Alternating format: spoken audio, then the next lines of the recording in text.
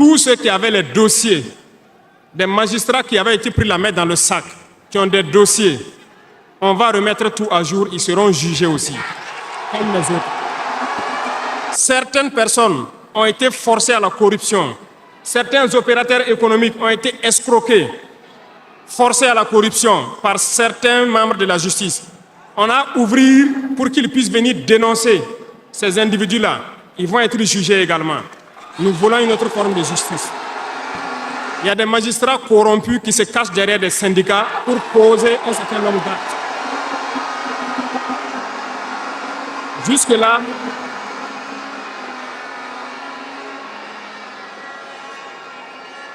Jusque-là, nous sommes restés dans une certaine logique d'essayer de respecter certaines règles. Mais je veux qu'ils comprennent. Ce n'est pas parce qu'ils savent parler, nous savons parler. Si quelqu'un continue dans cette logique, à chaque instant, nous serons devant le peuple pour les expliquer pourquoi nous avons violé telle décision de justice. Tant que ça ne va pas rencontrer l'assentiment du peuple. Malgré tout ce que nous disons, il y a une justice pour le pauvre et une justice pour les riches. Ça ne peut pas continuer. La loi, un citoyen lambda a un problème en justice, on peut l'attraper, le mettre en prison sans jugement pendant longtemps d'abord. Mais lorsque un autre citoyen a un problème en justice, pour peu qu'il puisse mobiliser 1, 2, 3 avocats, son dossier est rapidement pris en compte, jugé rapidement, pendant que le pauvre, lui, il croupit d'abord en prison. On ne peut pas accepter ça.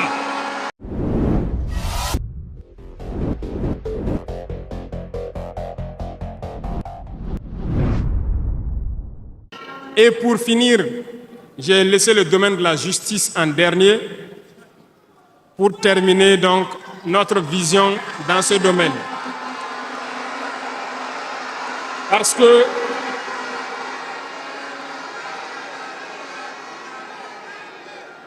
Parce que nous avons un sérieux problème dans ce volet. Nous avons entamé des réformes il n'y a pas longtemps au niveau du Conseil supérieur de la magistrature.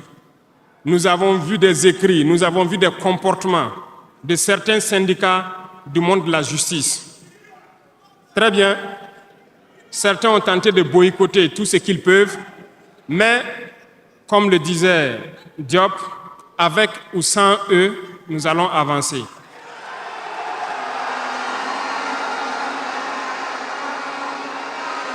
Nous avons plaidé.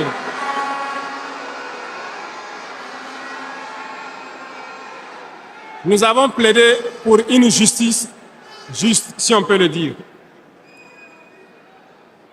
Nous avons sensibilisé beaucoup les gens, mais nous nous sommes rendus compte qu'il y a beaucoup de brebis galeuses dans leur rang, malheureusement. Nous ne pouvons pas comprendre que, malgré tout ce que nous disons, il y a une justice pour le pauvre et une justice pour les riches. Ça ne peut pas continuer. Lorsqu'on le dit, ils disent que nous ne devons pas parler de ça. Nous allons parler de ça et bien même. Parce que, remarquez jusqu'au jour d'aujourd'hui, lorsqu'un citoyen lambda qui ignore la loi d'ailleurs, même si on dit nul n'est censé ignorer la loi, un citoyen lambda a un problème en justice, on peut l'attraper, le mettre en prison sans jugement pendant longtemps d'abord. Mais lorsque un autre citoyen a un problème en justice, pour peu qu'il puisse mobiliser 1, 2, 3 avocats, son dossier est rapidement pris en compte, jugé rapidement, pendant que le pauvre, lui, il croupit d'abord en prison. On ne peut pas accepter ça.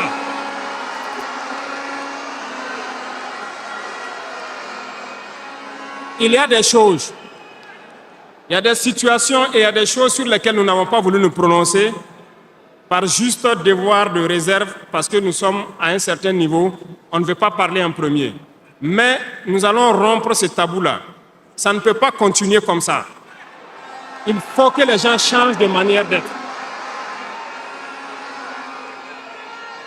Beaucoup de gens sont toujours en prison sans jugement.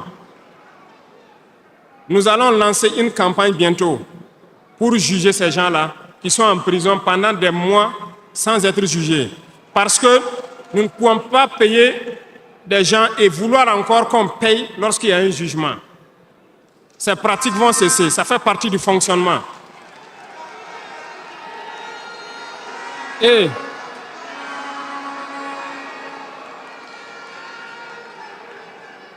malheureusement, je le dis haut et fort, et j'invite donc les magistrats qui sont sincères là, voilà, à donner le temps aussi et à quitter dans une certaine logique. Parce qu'il y a beaucoup de brebis galeuses dans leur rang. Il y a des magistrats corrompus qui se cachent derrière des syndicats pour poser un certain nombre d'actes. Jusque-là,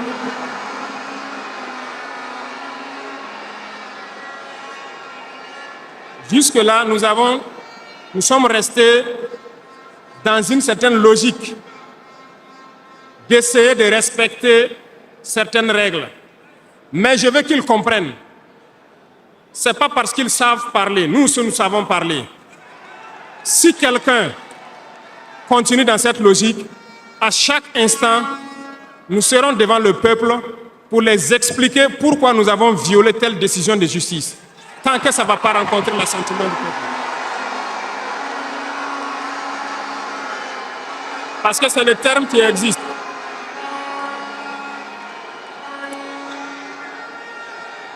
La patrie d'abord, la patrie avant tout. Si une mauvaise décision est prise, soi-disant pour protéger certains individus qui nuisent à la patrie, nous allons nous opposer. Et nous n'allons pas permettre que la décision soit exécutée.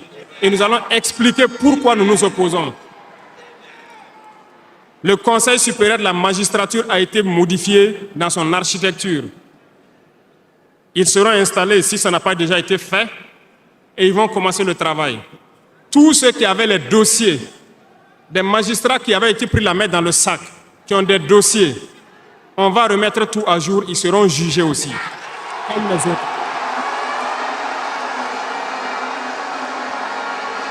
Il n'y aura rien d'impuni.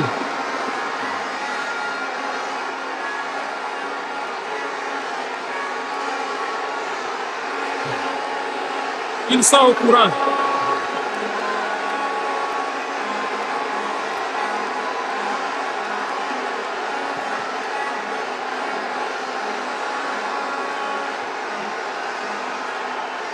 Parce que l'injustice est un fléau qui détruit la société. Oui, l'injustice est un fléau qui détruit notre société. Et il faut que ce soit clair. Certains diront qu'on n'avait pas besoin de le dire ici, on avait besoin de le dire. On les met en garde et ça sera fait. Ils vont le voir dans les jours à venir. Et c'est une mise en garde en même temps au nouveau Conseil supérieur de la magistrature qui sera mis en place de prendre au sérieux tous les dossiers. Certaines personnes ont été forcées à la corruption. Certains opérateurs économiques ont été escroqués, forcés à la corruption par certains membres de la justice. On a ouvert pour qu'ils puissent venir dénoncer ces individus-là. Ils vont être jugés également. Nous voulons une autre forme de justice.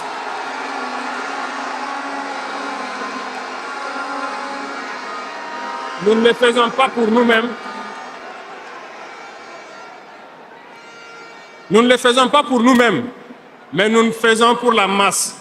Parce que les deux catégories de citoyens, cette minorité qui se retrouve être la minorité dirigeante et la majorité qui est la masse populaire paysanne qui est croupie dans les villages, nous n'allons pas permettre à ce qu'il y ait cette distanciation en matière de justice.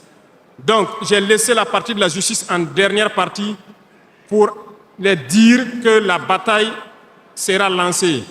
Et nous comptons sur les magistrats honnêtes pour faire le travail honnêtement et expédier de leur rang les corrompus, les vendus et les escrocs. Nous n'allons pas continuer à les embourgeoiser, à les enrichir. On va nettoyer. Et s'il faut que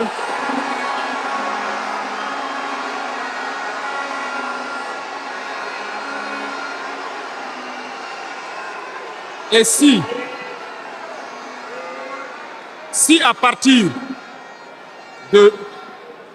partir de ces propos que je tiens aujourd'hui, certains décident de faire des mouvements d'humeur ou de ne pas travailler, ils sont libres.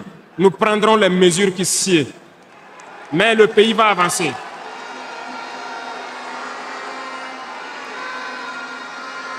Tout Burkinabé a besoin de dignité.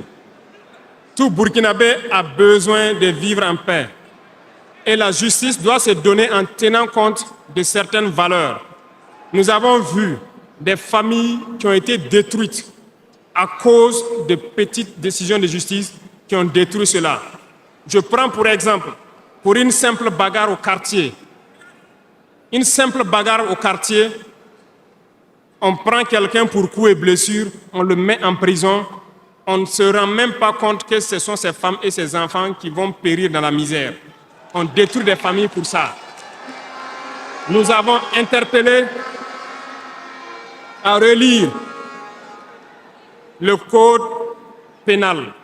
Et c'est en relecture. Nous allons changer carrément le modèle de justice. Parce que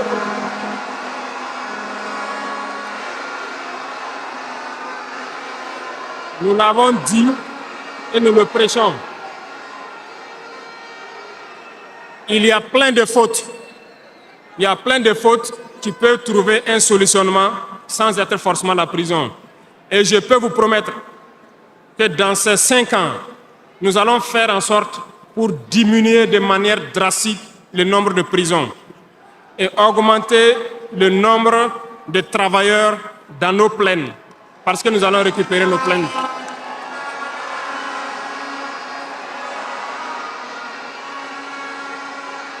Sur ce, nous n'allons pas donc nous détailler sur tous les aspects. Nous allons nous arrêter là parce que vous avez beaucoup de questions sûrement à poser sur ce que nous venons de dire et nous allons vous apporter les réponses claires, simples et limpides. Pour ceux qui ne me connaissent pas, je suis le coach Emmanuel l'agronome. Je suis un agronome, je suis technicien supérieur. Je fais l'élevage du poulet, de la production jusqu'à la commercialisation. Je ne fais pas n'importe quel poulet, je fais la race hybride. Quand je parle de la race hybride, c'est le poulet local amélioré. Et le poulet local amélioré vous permet quand même d'obtenir des poussins, d'engraisser vos poussins, de fabriquer votre aliment. Si vous maîtrisez la nutrition animale, il faut maîtriser ça pour réduire le coût de production. Vous n'êtes pas sans savoir également, les amis, que l'alimentation représente 80% des dépenses. Oui, l'alimentation, c'est 80% des dépenses. Donc, si vous maîtrisez la fabrication d'aliments, vous obtenez vos poussins, vous maîtrisez la commercialisation aussi. Je parle souvent de la commercialisation. Il ne faut pas se lancer dans le poulet pour se lancer dans le poulet. Il faut maîtriser la commercialisation. Il faut transformer le poulet. Il faut maîtriser le marketing de communication, le marketing de vente et le marketing de produits. Il faut améliorer le produit. Les amis, les gens aujourd'hui, ils achètent l'esthétique. Ils achètent l'esthétique. Donc, améliorer le produit. Si vous êtes intéressé par nos produits, nos formations, le numéro est devant vous. Et une fois encore,